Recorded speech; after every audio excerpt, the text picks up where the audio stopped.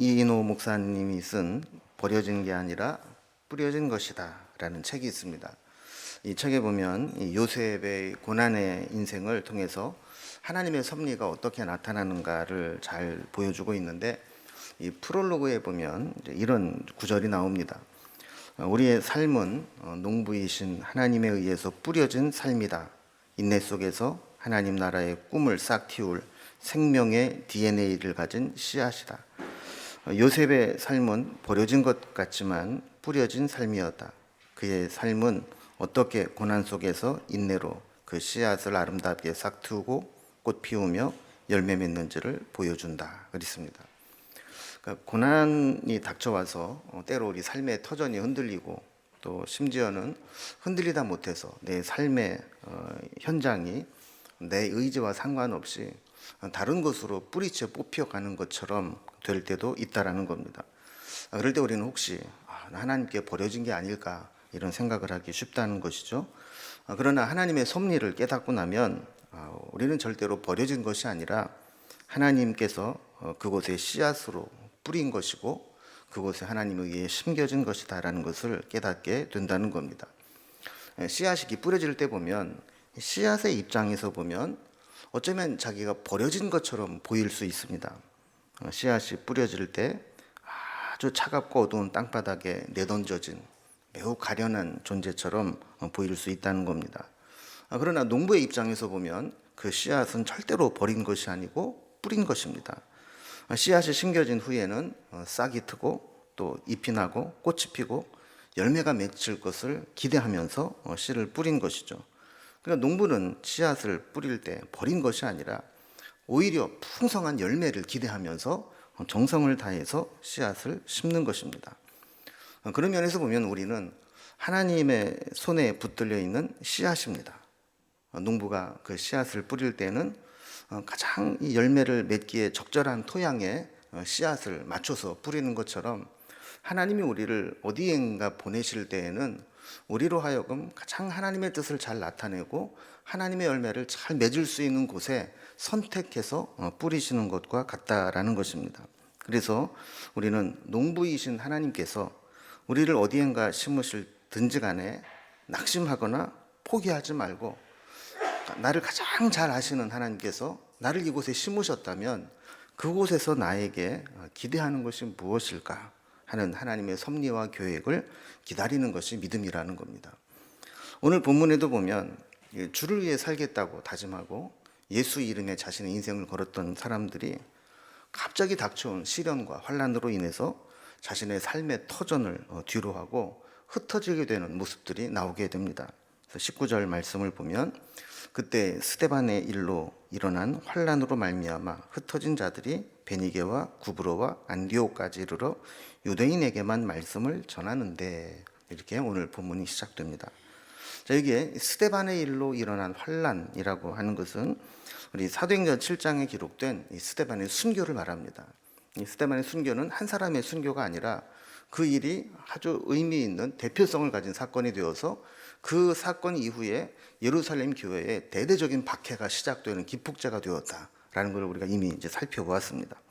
자, 이 일로 인해서 사람들이 흩어지게 되었는데, 사도행전 8장 2절에 보면 그날에 예루살렘에 있는 교회에 큰 박해가 있어 사도 외에는 다 유대와 사마리아 모든 땅으로 흩어지니라 그랬습니다. 얼마나 대대적인 박해였든지 일반 교인들은 예루살렘에 더 이상 머물러 있지 못하고 살기 위해서는 그 자리를 피해야만, 도망을 가야만, 흩어져야만 했다라는 것을 보여주고 있죠. 자, 이렇게 흩어진 자들이 오늘 본문에 보면 베니게와 구브로와 안디옥까지 오게 되었다 그럽니다.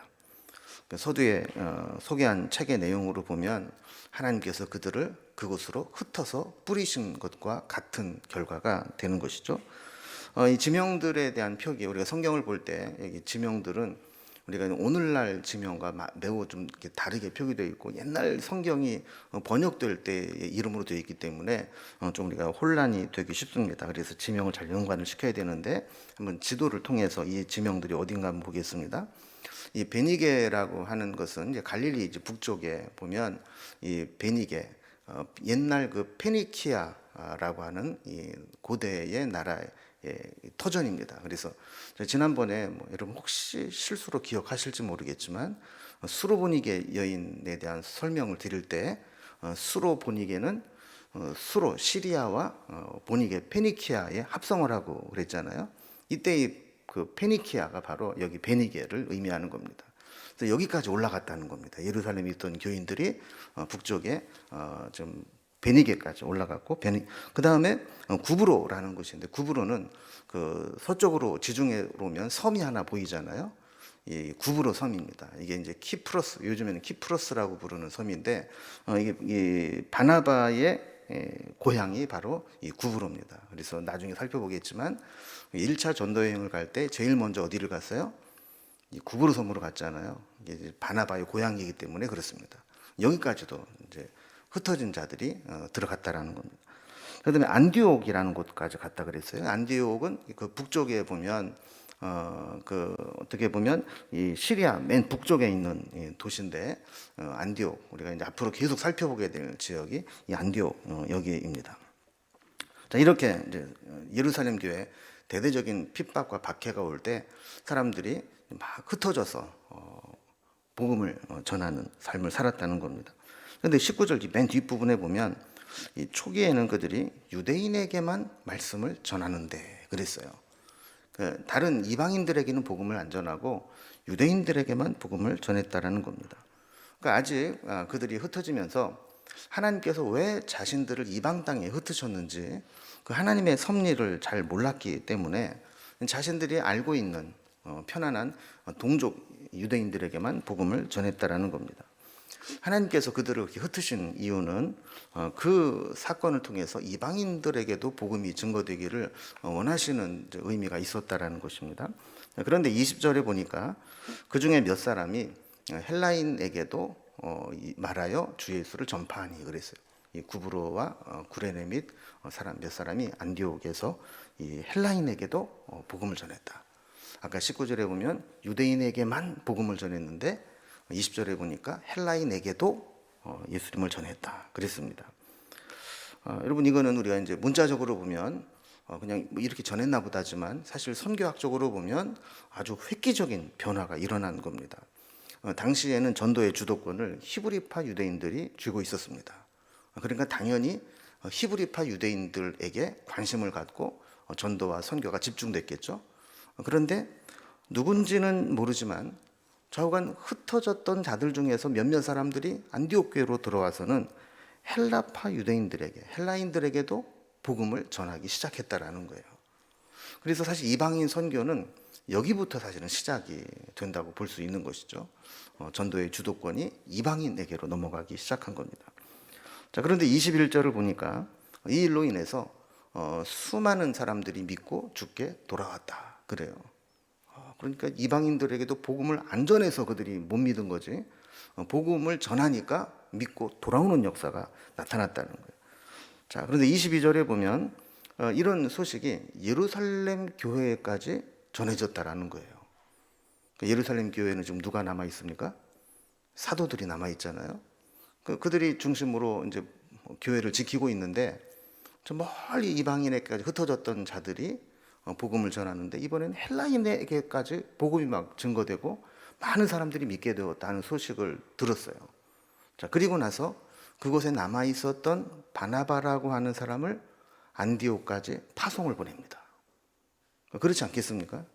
지금 여기는 다 박해를 받아서 다 도망을 가든지 흩어졌는데 저쪽 이방 땅에서 열매가 맺히고 있다 그러니까 여기에 있는 귀한 일꾼을 그곳으로 파송을 보내서 야, 그들을 좀 도와라. 이렇게 된 것이죠. 그래서 이 바나바를 이제 안디옥에 파송을 하는데 23절에 보면 그가 이르러 하나님의 은혜를 보고 기뻐하여 모든 사람에게 굳건한 마음으로 주와 함께 머물러 있으라 권하니. 그래서 하나님의 은혜가 임한 그곳에 가서 사람들을 막 권한 거예요. 말씀으로 권한 거예요. 믿음으로 주께 붙어 있어라. 아무리 힘들어도 믿음으로 주께 붙어 있어라. 이렇게 전한 겁니다. 복음을. 여러분, 여기 보면 바나바는 그럼 어떤 사람일까? 성경을 통해서 한번 정리를 살짝 해보면 바나바가 처음 등장하는 것은 사도행전 4장입니다. 여기 보면 이 바나바를 구브로에서 난 레위 사람 이렇게 소개를 합니다. 그러니까 이제 태어나서 자란 곳은 구브로, 그 당시 헬라 문화권이었던 구브로였고, 그의 출신은 레위 사람, 유대인이었다라는 겁니다. 그러니까 이 헬라 지역에서 이제 자라고 또 성장을 하다 보니까 헬라 문화에 익숙하고 또 헬라어에도 능통했던 자였죠. 그래서 그 지역으로 이제 파송을 한 겁니다. 이 바나바가 이 헬라 문화에 살고 있었으니까 그쪽에 가면 효과적으로 그들을 상대할 수 있겠구나 싶어서 적임자를 보낸 겁니다. 게다가 24절을 보면 바나바는 착한 사람이요 성령과 믿음이 충만한 사람이라 이에 큰 무리가 죽게 더하여지더라. 그 좋은 지도자를 보내니까 그것이 더 무리가 많아지는 교회가 부흥을 경험하게 된 겁니다. 자, 그러면 안디옥이라고 하는 것은 어떤 곳인가 한번 봅니다. 안디옥은 당시 로마 제국의 세 번째 도시였습니다. 제1 도시는 우리가 잘 아는 로마였을 것이고 두 번째 도시는 아프리카 대륙의 알렉산드리아라는 곳이었습니다. 그리고 세 번째는 이 내륙 아시아로 통하는 관문인 안디옥이 세 번째 도시였습니다. 그래서 그 당시에 인구가 50만에서 80만에 이르는 대도시였고 또 그것은 아까 말씀드린 것처럼 이렇게 아시아로 통하는 관문 역할을 했기 때문에 아주 큰 도시로 성장을 하게 되었던 것이죠. 근데 그곳에 유대인의 인구가 약 한 7분의 1 정도 되었다고 합니다. 그러니까 유대인들이 이제 많이 핍박 이전에도 이미 그 큰 도시다 보니까 장사를 하러 갔든 돈을 벌러 갔든 잠깐 유대인들이 한 7분의 1 정도 모여 있는 곳이었다라는 거예요. 자, 그러니까 유대인들도 어느 정도 있었고 또 이 로마의 3대 도시 중에 하나였고 또 그곳에서 세계로 뻗어나갈 수 있는 길들이 열려 있었고 하다 보니까 사실 그곳은 하나님께서 선교의 전초기지로 세워두기에 가장 적합한 도시였던 겁니다. 그래서 실제로 우리가 나중에 이제 13장을 보게 되면 이 안디옥 교회는 세계 선교의 전초기지가 됩니다. 그래서 바울이 1차, 2차, 3차 전도여행을 가는데 다 어디에서 출발해요? 무슨 디옥에서 출발할까요? 안디옥에서 출발을 하는 거예요. 그러니까 안디옥 교회가 없었다면 바울이 복음을 들고 3차에 걸친 전도여행을 할 수 없었을 정도로 하나님께서 준비해 놓으신 선교적 도시였던 것이죠. 자, 안디옥에 가서 사역을 하던 바나바가 막 교회가 부흥하고 또 헬라 사람들이 예수를 믿고 막 돌아오는 상황을 보면서 혼자 감당하기에 힘들었던 겁니다. 그래서 이때 좀 누가 나를 좀 도와서 같이 좀 일을 해주면 좋을 텐데 하는 생각이 든 거예요. 요즘에 우리 청년부에 새가족들이 막 들어온다고 그럽니다. 그리고 새가족부에서 행복한 비명을 지르고 있어요. 그들을 다 섬기기에 너무 사람이 부족하다. 막. 근데 지금 이제 안디옥 교회가 그런 겁니다. 바나바가 가서 헬라 사람들에게 막 복음을 전하는데 사람들이 막 새신자들이 몰려오니까 이거 누가 좀 같이 좀 하면 좋을 텐데. 그때 생각난 사람이 있었어요. 그게 누굴까요? 사울입니다. 사울. 그래서 사울이 지금 내가 보니까 백수라고 들었는데 데리고 와서 같이 일하면 참 좋겠다. 그래서 지금 사울이 있는 곳으로 찾아갑니다. 그리고 사울은 분명히 회심을 경험했죠. 회심하고 1차적으로 사울이 회심을 하고 예루살렘에 왔을 때 바나바가 사도들에게 소개해주고 연결을 시켜줬어요. 그런데 워낙 유대인들이 막 거세게 막 반대를 하니까 어쩔 수 없이 사역을 하려고 하다가 시작도 못하고 죽을 고비를 넘기고 자기 고향으로 도망가 있었습니다. 지금 그런 상태에 있었던 거예요. 그 사람이 참 그런 때가 있잖아요. 저 사람이 정말 필요한데 정말 다른 일을 바쁘게 하고 있으면 내 차지가 안 됩니다. 그런데 아무도 안 써가지고 지금 낙심해가지고 혼자 막 고향에서 찌그러져 있어요. 그러니까 얼마나 좋은 기회가 된 겁니까? 그래서 거기를 찾아갑니다. 거기를 찾아가서 25절에 보면 바나바가 사울을 찾으러 다소에 갔다 그럽니다. 26절에 보면 안디옥으로 데리고 옵니다. 그래서 둘이 1년 동안 큰 무리를 가르쳤다. 안디옥 교회에 막 몰려드는 새신자들을 가르치게 된 겁니다. 그랬더니 그 결과가 어떻게 됐느냐? 비로소 그리스도인이라 일컬음을 받게 되었더라. 이런 놀라운 역사가 일어나게 된 것이죠. 자, 그리고 그 다음 이제 성경 구절을 보면 안디옥에 예루살렘에서 또 다른 손님들이 찾아옵니다. 어떤 손님이 찾았나 봤더니 선지자 중에 아가보라고 하는 사람이 있는데 그가 와서 성령으로 예언을 했다 그래요. 근데 어떤 예언을 했느냐 하면 천하에 큰 흉년이 들 것이다. 이런 예언을 합니다. 그리고 나서 이 바나바와 안디옥 교회는 야, 그러면 예루살렘 교회도 흉년이 든 거 아니냐. 우리가 헌금을 해서 그들을 좀 돕자. 그래서 부조를 해서 보냈다라는 거예요. 자, 이 이야기가 오늘 나오는 이야기입니다.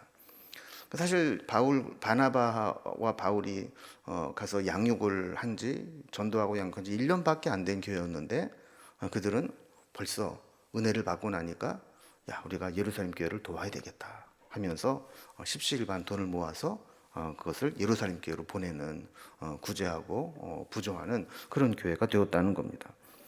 저는 오늘 이 본문의 줄거리가 이런 내용인데 이 내용을 통해서 우리에게 주는 교훈이 어떤 것인지 몇 가지를 좀 살펴보겠습니다. 본문의 이제 스토리는 다 이해가 됐죠? 근데 우리가 가만히 보면 그 속에 중요한 메시지가 하나 숨어 있는데 그게 뭐냐면 핍박으로 흩어졌던 무명의 전도자들에 대한 이야기입니다. 자, 핍박이 있을 때 교회는 ht어졌습니다. 그런데 이 흩어지는 것이 그냥 흩어져서 소멸되는 게 아니었어요. 여러분 옛날에 이제 뭐 불을 이렇게 놓을 때 보면 불이 막 옮겨 붙어서 막 부지갱이 같은 것을 막대기로 불 꺼지라고 막 이렇게 치면은 불이 꺼지는 경우도 있지만 어떤 때는 막 불똥이 튀어가지고 불이 다른 곳으로 옮겨 붙을 때가 있어요. 근데 이 교회의 핍박은 항상 그랬습니다. 교회를 없애보려고 교회의 성령의 불을 꺼보려고 막 핍박을 하고 두들겨 패면 그냥 소멸되는 게 아니라 옆으로 막 튀어서 오히려 복음이 다른 곳으로 전파되는 결과를 가져오게 되었다는 거예요. 예루살렘 교회가 바로 그랬던 겁니다. 예루살렘 교회를 막 박해를 했더니 그들이 아이고 못 살겠네 그러고 튀어나가서는 그곳에 가서 복음을 전하고 유대인에게만 갇혀 있었던 복음이 헬라인에게까지 막 전파되는 역사가 나타나게 되었다는 겁니다. 여러분 핍박을 받아 도망간 사람들은 어떻게 보면 고난을 당한 사람들입니다.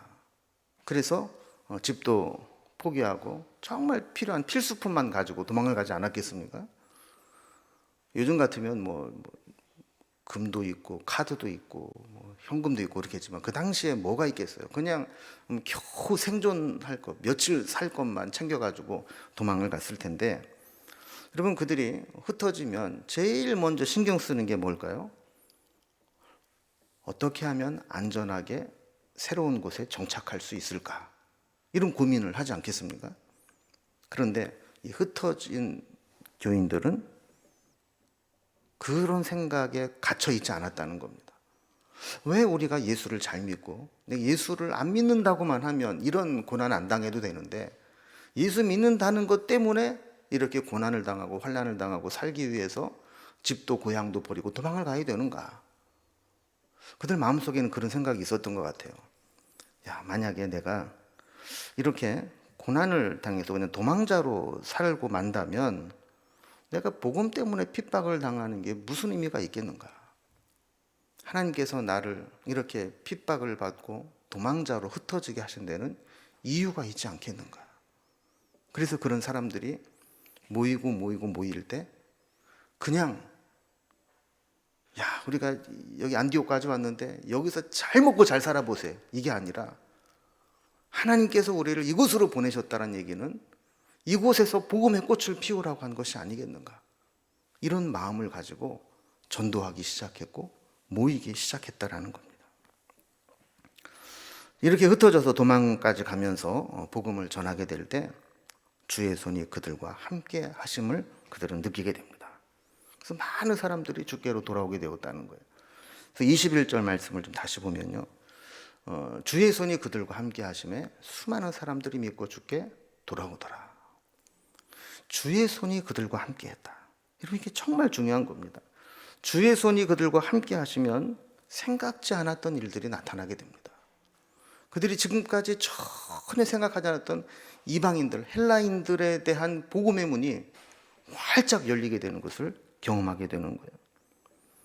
여러분, 우리가 하는 일은 처음에는 그럴싸해 보여도 도우시는 주의 손길이 없으면 그냥 흐지부지 별 볼 일 없이 끝날 경우가 많습니다. 그러나 하나님이 하시고 주의 손이 함께 하시면 처음에는 미약해 보이고 아무것도 아닌 것처럼 보여도 나중에는 하나님이 하시는 일들이 만천하에 드러나게 돼요. 큰 일이 이루어져 있음을 보게 된다는 겁니다. 여러분, 우리도 흩어졌던 무명의 전도자와 같이 우리가 어떤 일을 당하든지 간에 그 속에 하나님의 뜻이 무엇이 있을까를 고민하고, 오늘 설교의 제목처럼 흩어진 자들이 그리스도인으로 변화되고 단순히 도망자가 아니라 전도자로 변화되는 그런 수많은 무명의 그리스도인들과 같이 우리의 삶도 그렇게 되기를 소망합니다. 두 번째로 좀 생각해 볼 것은 이 오늘 본문의 결정적인 역할을 하는 게 바나바인데, 그러면 안디옥에 파송된 바나바는 어떤 사람이었을까 한번 살펴보도록 하겠습니다. 우리는 아까 본문을 개관을 좀 살펴보면서 환난과 박해로 흩어졌던 자들이 흩어지면서 단순히 도망자로 살 수 없다, 전도자로 살아야겠다 그랬을 때 수많은 사람들이 믿고 주께 돌아왔다 그랬어요. 이 이야기를 듣고 예루살렘 교회에서 야, 저 이방 땅에 저런 믿음의 역사가 나타나는데 우리가 가만히 있을 수 없다. 그래서 바나바를 파송했다라는 겁니다. 바나바는 사실 12사도가 아니었습니다. 요즘 말로 말하면 평신도 지도자요, 평신도 사역자라는 것입니다. 당시에 교회에 남아있는 얼마 안 되는 충성된 지도자였습니다. 그러면 그가 어떤 인물이었길래 예루살렘 교회는 바나바를 파송했을까? 첫 번째로 보면 이 바나바는 이 지도자로서의 자질을 잘 갖춘 균형 있는 지도자였습니다. 24절 말씀을 보면 바나바는 착한 사람이요 성령과 믿음이 충만한 사람이라 이에 큰 무리가 주께 더하더라. 저기 보면 착한 사람이라 그랬어요. 그럼 요즘에는 저 사람 착해 그러면 칭찬처럼만 들리지 않을 때가 있어요, 그죠? 아휴, 착해 빠져가지고 이거는 착하다는 얘기 잘못하면 미련하다, 처세술이 부족하다, 세상에 적응을 못한다 이렇게 들릴 수가 있어요. 그런데 성경에서 말하는 이 착하다라는 것은 성품이 좋다 이런 의미를 가지고 있습니다. 그럼 우리가 이제 살아가면서 참 중요한 것이 여러 가지 있지만 그 중에 하나는 성품입니다. 사람이 기본적으로 성품이 좋아야 돼요. 성품이 안 좋으면 만나는 사람마다 부딪히고 살아가는 게 피곤할 수밖에 없습니다. 저도 성품이 좋은 척 하려고 무척 애를 쓰지만 속에 보면 아주 못된 성품이 있을 때가 있다는 걸 발견할 때가 돼요. 그래서 가끔 그런 생각을 합니다. 아유, 하나님이 기왕 좀 쓰시려면 좀 좋은 성품을 주시면 얼마나 좋을까. 이 좋은 성품을 가진 사람은 그냥 반은 먹고 들어가잖아요. 딱 보기만 해도 천상 목사님이야, 천상 교역자야, 뭐 이래야 될 텐데 이게 못된 성품이 나올 때가 있어요. 바나바는 착한 사람이다. 바나바는 원래 이름이 따로 있습니다. 원래 이름이 뭐였죠? 요셉이었어요. 그런데 성경에서 본명보다 별명이 더 유명하고 본명보다 별명으로 살아온 사람이 있습니다. 그 대표적인 게 바로 바나바죠. 원래 이름은 요셉인데 사도들이 그 요셉이 하는 것을 보고 너는 바나바라 그래. 바나바가 이름 뜻이 뭐라고요? 위로의 아들이라. 예전 번역에는 권위의 아들이라 그랬는데, 권위라는 말은 권면하고 위로한다라는 뜻인데 권위적이다라는 것으로 좀 오해될까봐 새로운 성경에는 이제 위로의 아들이라고 이렇게 번역을 해놨어요. 그러니까 이 착한 성품이 사람들을 막 위로하고 긍휼히 여기고 이런 성품을 가지고 있었다라는 겁니다. 자, 그리고 성령과 믿음이 충만한 사람이었다 그래요. 그러니까 인격적으로도 성품으로도 좋았을 뿐만 아니라 성령과 믿음, 영적인 면에도 탁월했다는 거예요. 그래서 이런 성품들이 어떻게 나타났느냐 하면 그가 이제 구브로에서 판 땅 값을 사도들에게 가지고 와서 가난한 자들에게 나눠 주십시오. 이렇게 재산을 팔아서 혼납을 할 정도로 그렇게 좋은 성품과 믿음을 가지고 있었다라는 겁니다. 그래서 교회 지도자들에게는 필요한 리더십이 세 종류의 리더십이 있다 그래요. 교회 지도자가 되면 이 세 가지 리더십은 좋은데, 첫 번째는 영적인 리더십이죠. 영적인 리더십이라고 하는 것은 신앙적인 면에서 본이 될 수 있어야 되는 겁니다. 만약에 영적 리더십이 없이 세상적인 타이틀만 가지고 교회 리더가 되면 자꾸 세상적으로 일을 하려고 하기 때문에 문제가 됩니다. 그래서 교회의 지도자는 영적인 리더십이 있어야 돼요. 두 번째는 인격적인 리더십이 필요합니다. 여러분, 지도자가 된다는 것은 사람을 상대해서 사람에게 영향력을 끼쳐야 된다는 것을 의미하는 겁니다. 인격이 잘 갖춰지지 않고 성품이 잘 닦여져 있지 않으면 일은 잘할지 모르지만 자꾸 상처를 주게 됩니다. 그래서 어떤 사람도, 목사들도 보면은요, 막 훈련을만 잘 시켜요. 막 으쌰으쌰하고 막 훈련을 잘 시키는데 기껏 훈련시켜놓고 상처받아서 교회 떠나게 만드는 사람이 있어요. 인격적으로 뭔가 부족하기 때문에 그런 것이죠. 평신도 지도자들도 마찬가지죠. 뭔가 일은 잘하는 것 같은데 그럼 여기 갖다 놓으면 여기서 부딪혀가지고 상처받고 사람 떠나게 하고, 저기 갖다 놓으면 저기 가서 부딪히고. 리더는 인격적인 리더십도 갖춰져야 돼요. 세 번째는 기능적인 리더십이 있어야 돼요. 이걸 이제 전문적 리더십이라고도 하는데, 지도자는 어떤 일을 수행해야 될 능력이 필요할 때가 있습니다. 근데 무능하면 그 문제에 대처를 못하는 겁니다. 그래서 여러분, 교회에서도 저 사람 참 믿음 좋은 것 같고 참 사람 좋은데 일을 맡겨놓은 건 책임감이 없고 무능하고 사고만 뻥뻥 치고, 이렇게 되면 그 리더로서의 자격이 없는 겁니다. 그래서 이 리더는 이 세 가지가 있어야 돼요. 인격적인 리더십, 영적인 리더십, 기능적인 리더십. 근데 이 바나바는 보면 이 세 가지를 두루두루 겸비한, 어디 하나 부족함이나 모남이 없는 아주 균형 있는 지도자였다는 것을 보게 됩니다. 두 번째로 이 바나바는 사람을 볼 줄 알았고 사람의 중요성을 깨닫고 사람과 동역하는 능력을 가지고 있었던 사람입니다. 여러분, 사실 사람이 제일 중요합니다. 다른 것보다도 사람이 중요합니다. 바나바가 안디옥에 가서 복음을 전하고 사역을 할 때 혼자서는 역부족이었다는 걸 느끼게 되었다고 그랬죠. 그래서 사울이라는 사람을 생각해내고 찾아갑니다. 그리고 함께 일하자고 권해서 데리고 옵니다.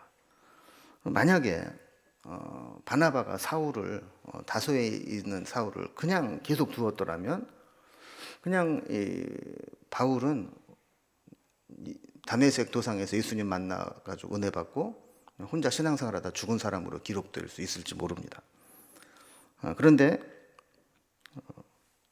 예수님 만난 지 14년 만에 바나바가 바울이 있는 길리기아 다소로 찾아가서 그를 불러냅니다. 그래서 안디옥 교회로 끌고 와서 함께 사역을 하게 되죠. 지도를 좀 다시 보면 이 길리기아 다소라고 하는 곳은 안디옥에서 북서쪽으로 좀 있는 도시인데, 지도에는 이제 가깝게 돼 있지만 당시 도보로 왕복을 하려면 약 2달 정도 걸리는 거리였다 그래요. 그러니까 내가 한 사람을 만나기 위해서, 한 사람을 동역하기 위해서 1달 정도 걸어가서 그 사람을 만나고 설득을 해서 1달 걸려서 다시 되돌아와야 되는 그 거리를 바나바는 마다하지 않고 찾아간 겁니다. 마치 삼고철려처럼 그렇게 찾아가서. 왜 그랬을까요? 사람이 중요하고 사울이라고 하는 사람이 어떻게 쓰임받을지를 알았기 때문에 그런 것이죠. 나중에 보면 사울은 사도 바울이 되어서 점점 사역의 폭을 넓혀가는데 바나바의 입지는 좁아집니다. 그래서 1차 전도 여행까지 바나바의 이름이 같이 나오다가 바울의 2차 전도 여행부터는 바나바는 쏙 빠져버리고 사도 바울만 부각됩니다. 여러분, 이것은 바나바가 얼마나 사람을 세워줄 줄 알고 사람에 대해서 귀하게 여겼는가를 알 수 있는 거예요. 여러분, 우리는 보통 내가 누군가를 좀 이렇게 도와줘서 그 사람이 기회를 얻거나 또 어떤 일을 해서 부각을 나타내게 되면 뒤에 가서 뭐라 그럽니까? 걔 있잖아, 내가 키운 거야. 걔 나 아니었으면 지금도 빌빌하고 있을 거야. 그러면서 그 사람의 어떤 그 헌신이나 능력을 좀 평가절하하면서 자기를 드러내고 싶은 그런 마음이 있을 거예요. 그런데 바나바는 그렇지 않았어요. 그래서 물론 이제 2차 전도여행을 떠날 때 좀 다투기는 했지만 그 후로 바울이 마음껏 사역할 수 있도록 뒤로 물러나주는 그런 일들을 했던 것을 보게 되죠. 자, 세 번째로 이 바나바에게 있어서 중요한 건 오늘 본문에 보면 하나님의 은혜를 볼 줄 알았다는 거예요. 바나바가 안디옥 교회에 가서 제일 먼저 본 게 뭐냐면 하나님의 은혜였어요. 23절을 보면요, 그가 이르러 하나님의 은혜를 보고 기뻐하여 그랬어요. 예루살렘 교회에서 자기를 안디옥 교회로 파송을 했잖아요. 안디옥 교회를 가보니까 뭐가 보였다고요? 하나님의 은혜가 보였다는 거예요. 이곳에 나를 보낸 이유가 이 하나님의 은혜를 이루게 하기 위함이구나. 그곳에 하나님이 행하시는 은혜를 보게 된 겁니다. 여러분, 하나님의 은혜를 아는 사람은 어디를 가든지 무엇을 하든지 하나님의 은혜가 보입니다. 그래서 하나님의 은혜가 어떻게 이루어지고 있는 것을 보고 기뻐합니다. 여러분, 사람도 그렇거든요. 은혜가 보이는 사람이 있고 안 은혜가 보이는 사람이 있어요. 은혜가 보이는 사람하고 만나면 영적으로 충만해집니다. 왜냐하면 그 사람에게는 은혜에 대한 이야기가 나오기 때문에 그래요. 그런데 안 은혜가 임한 사람과 만나면 나도 안 은혜스러워지는 거예요. 이런 사람은 뭐 그렇게 불평이 많은지 이것도 마음에 안 들고 저것도 마음에 안 들고 이것도 싫고 저것도 싫고 다 싫어요. 그러니까 그런 사람이랑 이야기하면 무슨 은혜가 되겠어요. 바나바는 안디옥 교회에 갔을 때 사실 뭐 도망쳐 나온 사람들이 모인 그 교회에 뭐가 그렇게 좋았겠어요. 그런데 그곳에 다른 거 본 게 아니라 하나님의 은혜가 있는 것을 발견하게 된 겁니다. 바나바가 안디옥 교회에서 바울을 데리고 1년 동안 사역을 하면서 그곳을 변화시켜서 선교의 전초기조로 만듭니다. 왜 그곳에 그 사역을 했느냐? 그곳에 하나님의 은혜가 있음을 보았기 때문에 그런 것입니다. 다른 사람들은 사울에게 임한 하나님의 은혜가 보이지 않았어도 바나바에게는 사울에게 임할 하나님의 은혜가 보였기 때문에 그를 포기하지 않고 끝까지 찾아갔던 겁니다. 다른 사람들에게 유대인들의 입장에서 보면 그 이방인 떨거지들끼리 모여있는 그 안디옥으로 보였을지 모르지만 바나바에게는 그곳에 하나님의 은혜가 있는, 이방인의 선교의 문이 열리도록 준비되어 있는 하나님의 은혜가 보였기 때문에 그곳으로 찾아간 것입니다. 여러분은 뭐가 보이세요? 우리 교회를 보면 은혜가 보이세요? 여러분의 인생을 보면 그 속에 하나님의 은혜가 보이세요? 그게 믿음의 사람입니다. 자, 세 번째로 우리가 생각해 볼 것은 이 안디옥 교회가 그리스도인이라고 비로소 불리게 되었다는 겁니다. 바울과 바나바가 1년 동안 열심히 말씀으로 양육할 때 안디옥 교회 교인들이 변하기 시작했습니다. 그래서 비로소라는 말이 중요해요. 1년 동안 열심히 말씀으로 훈련을 받고 나니까 비로소 그리스도인이라 일컬음을 받게 되었다는 거예요. 여러분, 그리스도인이라는 말은 원래 그리스도라는 단어와 어떤 사람이라는 것을 의미하는 이하늘을 붙여서 만든 말입니다. 그래서 이안이라고 하는 말은 그 당시에 무엇에 속해 있는 자를 뜻하는 것입니다. 그러니까 그리스도인이라는 것은 그리스도에게 속한 사람, 그리스도에 소유된 사람을 의미하는 거죠. 원래 그리스도인이라고 하는 이름은 자기네들이 은혜 받고 우리 오늘부터 우리를 그리스도께 속한 사람이라고 불러주세요, 이렇게 생겨난 이름이 아닙니다. 주변에 있는 사람들이 볼 때 저 사람 보니까 그리스도에게 속한 사람이야 라고 별명을 붙여주게 되었다는 거예요. 근데 사실 처음에는 좋은 의도로 생겨난 별명이 아닙니다. 그래서 누구에게 속했다라는 것은 소유나 소속의 의미였습니다. 그래서 누구에게 그런 별명을 붙였냐면 종들, 노예들에게 붙여 사용하는 의미였어요. 저 사람 저거 누구네 종이야, 누구네 집 종이야, 누구의 소유야, 이렇게 할 때 쓰는 용법이었습니다. 그런데 그들이 예수의 사람으로 그리스도의 소유된 자들로 인정되기 시작했다라고 하는 것은 그들에게 있어서 뭔가 엄청난 변화를 지켜보았기 때문에 그런 별명을 붙여놓은 겁니다. 그래서 조금 의역을 좀 해보면 그리스도인이라고 하는 것은 그리스도를 닮은 사람입니다. 너무 닮아서 그리스도는 아니지만 그리스도의 향기가 나고 그리스도의 냄새가 나고 그리스도의 느낌이 나는 사람이 그리스도인입니다.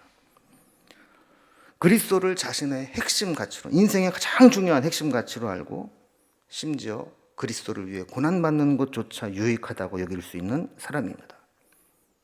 만약에 내 인생 가운데 재산도 포기하고 명예도 포기하고 직업도 포기하고 다 포기해도 마지막 한 가지 포기할 수 없는 것 한 가지를 붙들어라 그럴 때 나는 그리스도를 붙잡겠습니다라고 말할 수 있는 사람, 그런 사람이 그리스도인이라는 겁니다.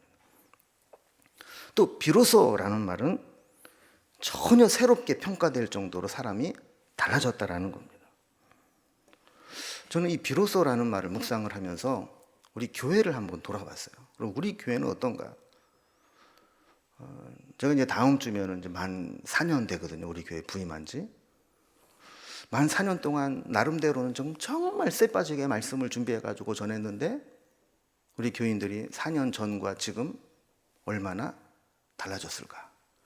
정말 비로소 그리스도인이라고 일컬음을 받을 수 있는 교회가 되었을까? 우리 스스로 나 은혜 받았습니다, 이게 아니라 우리가 삶으로 흩어질 때 주변에 있는 사람들이 저 사람 진짜 예수 믿는 사람이야, 저 사람 진짜 예수쟁이야 라고 말해줄 수 있는가? 다른 사람들은 이제 믿는다는 것들이 말만 많고 뭐 도움도 안 되고 그런데 명륜중앙교회 교인들은 달라, 진짜 예수 믿는 것 같아, 이렇게 들려져야 오늘 말씀대로 비로소 그리스도인이라 일컬음을 받았다 하는 평가를 받는 겁니다. 자, 마지막으로 우리 한 가지만 더 살펴보면 이 안디옥 교회가 처음 한 사역이 뭐냐면 구제 사역이었다는 거예요. 예루살렘에서 선지자들이 왔다 그랬죠. 성령으로 예언을 했는데 온 천하에 큰 흉년이 있을 것이다. 어떤 성경학자들은 이 흉년의 재앙이 예수님을 십자가에서 죽게 하고 믿는 자들을 핍박했기 때문에 하나님께서 주신 심판이다, 이렇게 해석을 하기도 합니다. 근데 어쨌든 그 심판으로 인한 흉년으로 인해서 예수님을 핍박한 사람만 고난을 당하는 게 아니라 그곳에 살고 있는 모든 사람들이 함께 고난을 당하게 되었습니다. 흉년이 드니까 예수님의 제자들도 교회도 어렵게 되었습니다. 이방인 교회는 예루살렘 교회로부터 복음의 빚을 졌죠. 그리고 안디옥 교회는 바나바와 같은 일꾼의 빚을 졌습니다. 바나바가 파송받아서 안디옥 교회는 큰 부흥을 경험하게 되었습니다. 바나바를 안디옥 교회에 예루살렘 교회가 내준 거죠. 그들은 바울과 바나바를 통해서 말씀을 받고 은혜를 받고 나니까 예루살렘 교회가 큰 흉년으로 어려움을 당하고 있다는데 우리가 가만히 있어서는 안 되겠다. 그래서 부조를 모아서 보내게 된 겁니다. 우리가 이제 시간적으로 보면 안디옥 교회가 아까도 이방인 선교의 기초 초석이 됐다고 했는데 선교는 13장에 나옵니다. 그런데 구제는 11장에 나옵니다. 그러니까 교회가 은혜 받고 나니까 제일 먼저 뭘 했느냐? 구제를 했다라는 거예요. 은혜를 받은 사람은 베풀기 시작합니다. 안디옥 교회는 세워진 지 1년밖에 안 된 교회였지만 이렇게 구제하는 일들을 기쁨으로 행했던 교회입니다. 저는 우리 교회가 저는 사실 인간적으로 막 교회가 막 부흥하고 이런 거를 원하는 건 않지만 가끔 그런 생각을 해요. 우리가 교회가 좀 더 많은 일, 더 큰 일을 하려면 더 많은 일꾼이 필요하고 더 많은 재정이 필요할 텐데 여러분 하나님께서 우리 교회 재정을 많이 맡겨주시면 제가 헛군데 쓸 것 같아요? 아니면 주의 일을 위해 잘 쓸 것 같아요? 저는 머릿속에 하나님이 나한테 돈만 주시면 내가 좀 멋지게 잘 쓸 것 같은데 그런 생각을 할 때가 있어요. 그래서 우리 교회도 정말 우리 교회 운영하기에 막 급급하고 그냥 우리가 내 거 챙기기에 막 급급한 교회가 아니라 정말 복음을 위해서 멋지게 흩고 나누고 쓰고 또 이 세상 사람들에게도 교회는 이런 곳이야 하면서 막 좋은 일들 많이 할 수 있는 그런 교회가 됐으면 좋겠다 하는 생각을 좀 해볼 때가 있습니다.